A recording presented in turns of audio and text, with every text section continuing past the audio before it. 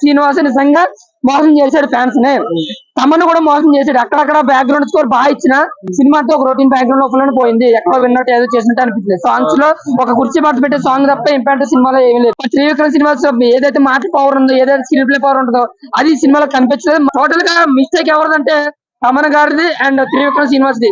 ఏదో హైప్ వాడుకుని బాబు ఉన్నాడు, బాబుతో ఏదో తీసేద్దాం అన్నట్టుగా తీసే తప్ప ఒక హిట్ ఎత్తాం, ఒక బాధ్యతగా తీరుతాం అన్న సినిమా అయితే తీయలేదన్న. ఒక మాటలు మార్క్ అయితే కనిపించలేదు. ఒక కథ స్క్రీన్ ప్లే అంతా రొటీన్. సో రమ్యకృష్ణ గారు జగవత్ గారిని అయితే సరిగా వాడుకోలేదు. ఎటు వచ్చి సినిమా అంతా ప్రకాష్ రాజు, మన రమ్యకృష్ణ, మన మహేష్ బాబు తప్ప సినిమాలో ఇంపాక్ట్ ఉన్న క్యారెక్టర్స్ ఏమీ లేదు. Still dance and glamour okay, కుర్చీ మీద పెట్టే సాంగ్ లో కానీ ఒక బుల్లెట్ సాంగ్ అని రిఫరెన్స్ 2 minutes డాన్స్ ఉంటుంది. అందులో బాబు ఎరగ తీసేసాడు. డాన్స్ అయితే ఎక్కడ మైనస్ లేదు. సో బాబు అయితే 200% ఎఫర్ట్ ఇచ్చాడు. త్రివిక్రమ్ శ్రీనివాస్ మాత్రం ఫ్యాన్స్ కనబడితే కుర్చీ అంతే. Thank you.